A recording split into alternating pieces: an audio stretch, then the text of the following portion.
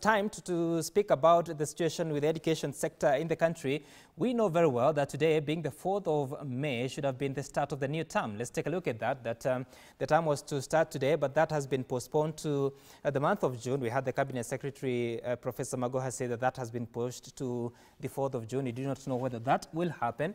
Because there's no certainty of opening based on what he was speaking about yesterday in as far as making sure that the country is protected from the virus.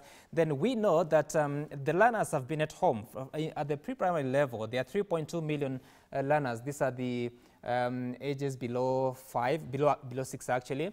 Then for primary school, we have 10 million children. For the secondary school, we have 3.4 million for TVET and colleges, that is the technical and vocational education training institutions, plus the colleges is 506,000. Then for universities, it's about 470,000 in terms of the population census of 2019. And the next one has to do, of course, that gives you a total of about 17.5 million learners. The next one has to do with the situation that we find ourselves in. The options that the government has provided is that there will be KICD online learning.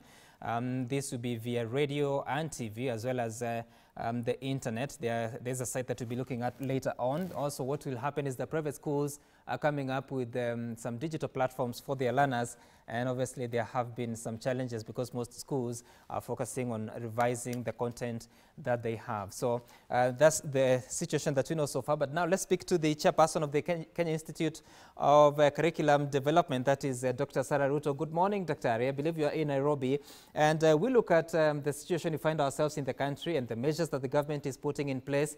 I mean, how prepared is KICD to offer this content to learners this time? We have beefed up our preparation. When this happened in March and children were sent home, we were caught in a situation where indeed we had radio lessons, we had TV lessons, but these had been structured to be a supplementary. And they had been structured having in mind that the teacher will be there. Therefore, the context in which they were structured was school-based. Obviously, COVID has changed that.